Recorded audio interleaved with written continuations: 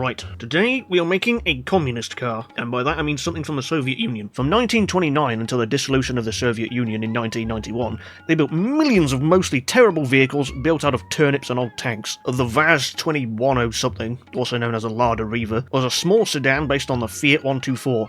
A car that predates known history. The biggest engine offered was a 1.7-litre 4-cylinder. My god, how decadent. You'd be thrown in the gulag for even thinking about owning such a thing. It also had aluminium drum brakes, which is not something you normally see on a car, because aluminium drum brakes are shit. Oh, and it was also built under license in Egypt until 2015. My word, what a combination. They also made luxury cars. The word luxury in big quotes. The Gaz 13 actually had an engine you actually want in a car, a 5.5-litre V8 with 195 horsepower, which wasn't bad for the 50s. It also weighed over 2 tons, and it was built from 59 to 81. 1981, that's the same year the Honda City was birthed. So there was a period in time where these two cars were sold at the exact same time. There's also FSO, they made a car called the Polonaise, which was from Poland. This is very nasty. Now, considering quite a large amount of my audience is Polish, this car is very good and it is not bad. The Soviet Union also exported quite a lot of cars to these places, mostly with better options. For £4,245 you could have a Lada Riva GL 1.3. Indeed. Or for £100 less you could have a Peugeot 205. Granted, a 1-litre 205, but a 205 nonetheless. And quite a few of these companies are still around, like Lada and Moskvich, making cars that I'm sure are quite decent. But, you know, making a good car isn't funny, so I'm going to do an old one. Right, first thing, set year to, like, I don't know, 1970 or something. Pick a square, somewhere that's easy to manufacture. Something a bit like this. Of course, it's made out of steel. Cold War's over, we don't need tanks anymore, so we're going to melt all of them down and turn them into cars. And we'll make this one rear engine, because that's the thing they did. Drop the quality a bit so we can make it for cheap. Can I make this, like, any more square? More design details means it costs more. We can't be having that. And we'll extend the rear because that's where the engine's going. And paint, very easy. Remember, our factory's got a surplus of tank paint, so just paint it the same colour as like one of these. Yes. But there's also one more detail. Change the car design room. Yes, this looks like a commie car factory. Right, fixtures. You're only allowed circles and squares, nothing else. You want stuff that's cheap and easy to produce. I mean, look at all these. Round, round, round. Dog. I'm not really sure which one to go for. Oh yes. My god, what a quality item. This one's got 2 headlights. This is the GL model. You have a communistical looking badge. I don't know what that is, but it's red. It works. Door handles. Optional extras, but this is the GL model, so you get some. You only get 1 mirror though. Can't afford 2. God, that front plate is just perfect. The back, I think I'll go square for the back. We'll just take these like default lights we've got off the back of a Fiat. Nice. We'll give it an aerial because this one has a radio, but can only access Soviet broadcast. That's your one channel. Fuel filler cap. That can go up front because the engine's in the back, so the fuel tank's in the front. That makes sense. That reminds me, we've got to get some vents back here for like intakeness. Wow, look at that style. Now, interior. And the material you make this out of is very important, so it's as cheap as possible. Plastic, dirtiness slider all the way up. And the handles. Let's see, unfinished wood material. I think that's fitting here. Here it is. Want it to give the owners splinters when they touch it, to remind them just how lucky they are to be alive. Floor, made out of the cheapest cloth we have. Dashboard, old one, also made out of cheap plastic with your gauges. These gauges do come with a tachometer, but unfortunately because this is the GL model and not the GXL, you don't get that. So we're just going to put a blanking plate over it.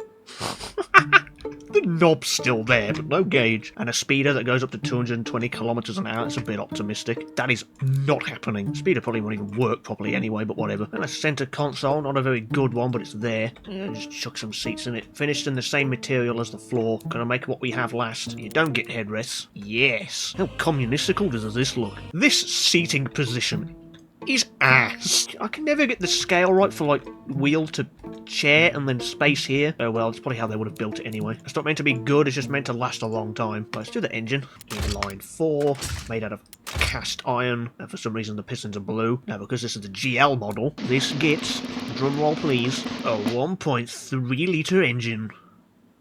Wow. Push rod with an iron head. Cast iron heavy, cast iron heavy, cast iron heavy. I will give it fuel injection though, although the most basic form of it anyway. Oh my god, it doesn't rev. 61 horsepower!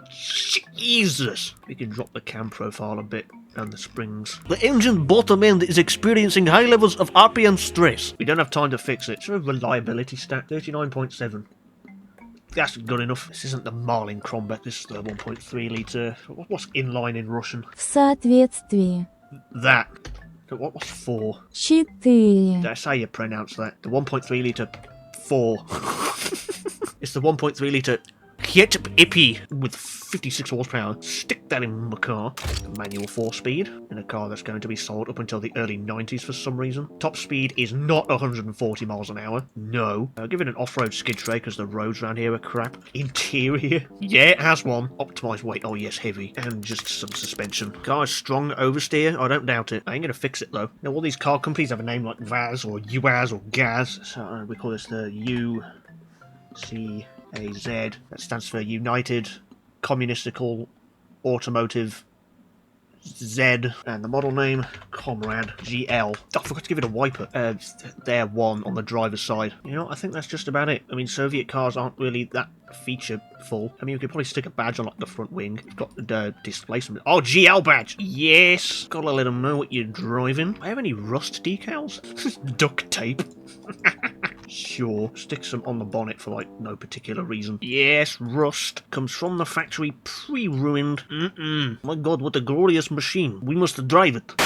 Right, I've downloaded a Polish map. There's several locations to choose from, like a Keberloko, Plak Manarawi, Ozjedlzwikszestwa. I'll go there. I'm changing the camera. The game does not like that. God, hang in there, game. That sounds like actual fart poo doo doo ass in this shit here. I want my UCAS Comrade GL. I can see all the stats of it now. The cost is $9,900. Is that in 1970 money or today money? You could buy like, I don't know, like 3 Ford Cortinas for that money back then. My god. Top speed of 91.5 miles an hour. What a glorious invention we have made. And it sounds like a car. And it moves like one. We have succeeded. I'm also going to increase the beam strength to 400%, so it's built like a proper Soviet car. Corner coming up. Oh my god, that oversteer! Jesus Christ! Automation was right. Look at the drift! No, it's not drift. Is there a speed camera there? Can assure you that will not be going off. Oh, we're about to reach 60. There we go. After like 5 minutes of waiting, it happened. This thing can handle these roads that... Never mind. It's barely even dented. Lucas Comrade GL built like Russian tank. Although the steering is a bit knackered. Also, I don't know if this gauge is in miles an hour or kilometers an hour. Either way, it's wrong. Can it do a burnout? No. Oh my god, the drift! This thing's got some serious oversteer. Is this a racetrack? Oh yes. Can I race this against another commie car? Oh yes. Prepare for one of the races of all time. He's winning. Yes, yes. Count steer, yes. Oversteer is slightly useful on a track. Hammond, I'm going a million. Where's he going? He's crashed. And still mostly in one piece. Well, I call that a resounding success. I've won. Have it. Get your dumb ass out of here. And the Comrade is mostly undamaged. It is time for famous game of Comrade Kart. I shall commence Russian countdown using Google Translate. 3, 2, 1, идти. The speed! Oh my god, what a symphony. Oh my god, look at the oversteer they've spun! Green and red have spun, blue has crashed. He's going the wrong way! This means I'm winning. Oh, he's spun again and he's going the correct way again. No, he's leaving the track, he's going into the pit lane. Oh my god, shit! My Comrade, it is slightly damaged. Is he spun again? Yes. Is he going to go the wrong way again? Also, yes. Where's the blue one in all this? Oh, he's over there. This is absolute chaos. Jump. Jesus. He spun again in the same spot. Is he going to go to the pit lane again? Yes. Don't spin. Take it easy. They're all spinning. Yes, go that way. Jesus Christ. Okay, now the race is on. My steering wheel is a bit bent. Blue has crashed. Red has crashed. I've crashed. I'm rejoining the race. Get here. He spun. Who's going to get to the finish line first? Blue or me? He's going to the pit lane. So it's going to be me. They're going to crash. Ah! And across the line. What a race. You can stop now. With like more power and like an LSD, this could make a decent drift car. Instead of just thinking it. I like how the Russian text didn't get through, so it's a 1.3 litre welded diff and nitrous. Oh my god, that's more like it. Jesus Christ. Yes, look at that. Yes, I was correct. Can it go? Woo! Initial backwards M, Q hard base. This is brilliant, actually. Can I do a 0 to 60 run? Oh, but it's going to be shocking. Beginning 0 to 60 run. Speed. 30.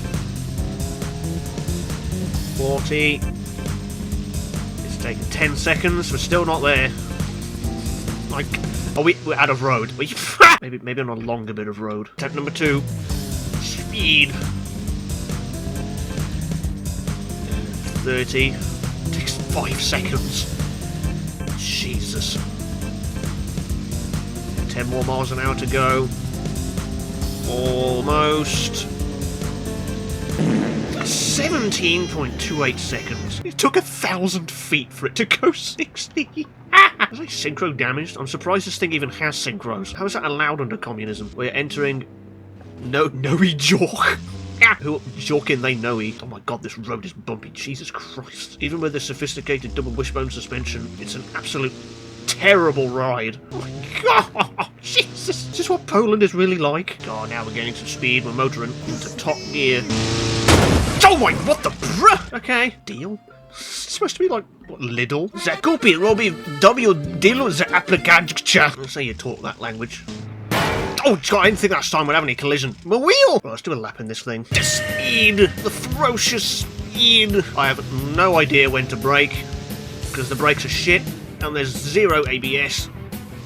That's about right, the oversteer is actually helping. This actually might be about the same time as the car. It's something roughly the same kind of power. It's a second counter steer. This thing is so easy to get sliding. It slides at like 12 miles an hour because it's got Oreos for tyres and a gearbox made out of hesitation and crushed hopes. Oh, we've reached 60. It has happened. And brake for final corner. Oh god, bit of oversteer.